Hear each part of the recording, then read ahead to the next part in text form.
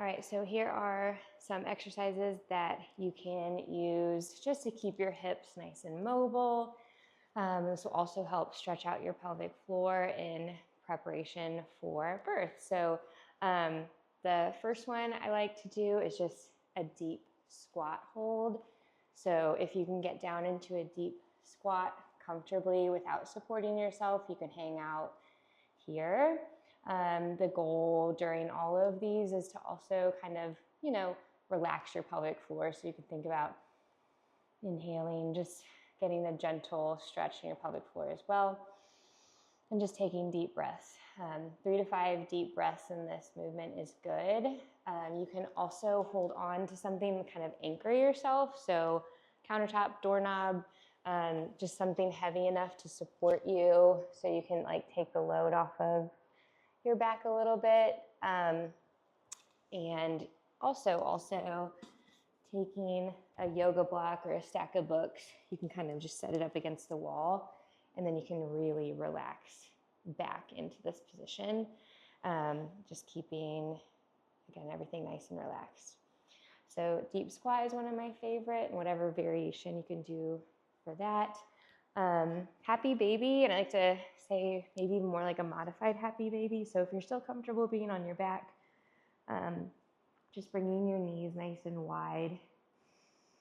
And then just try and take those big, deep breaths and gentle, relaxed exhales. Just holding this position here.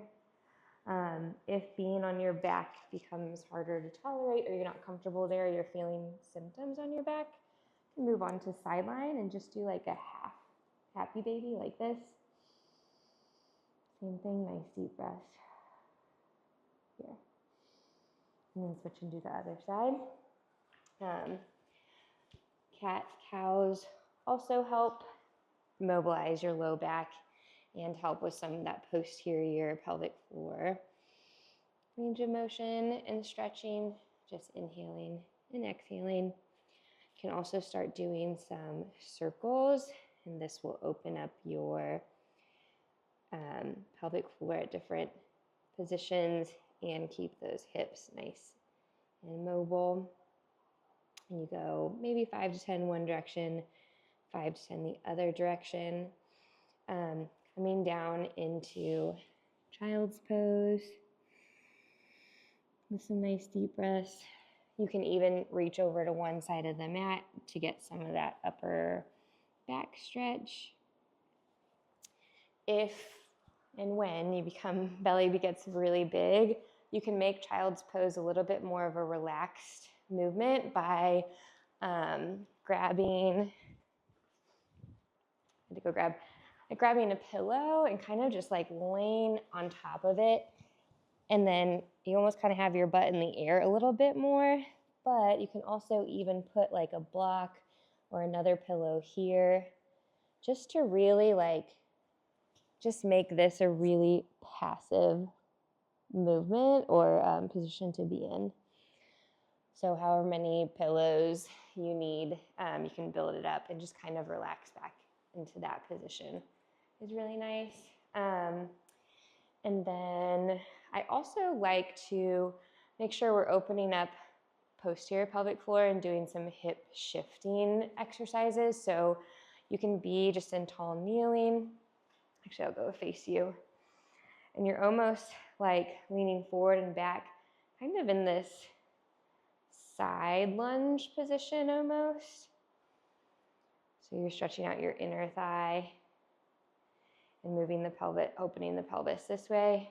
And then you can do forward and back rocking where you're stretching out your hip flexor in this position.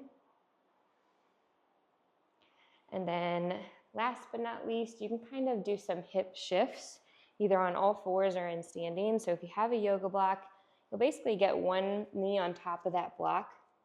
You're going to let your opposite knee fall, and you're just going to lean into that hip and really stretch out the back of this hip, really opening up the pelvic floor there. You can do it on both sides. You can also do it in standing where you're shifted a little bit. You're going to drop that foot down and then just shift your weight back over that leg on top of the block. And that is all of my exercises for without using a birth ball. And you can do these daily, you can do all of them, you can do some of them, but they're all probably gonna feel good, so they'll be worth doing a little bit each day.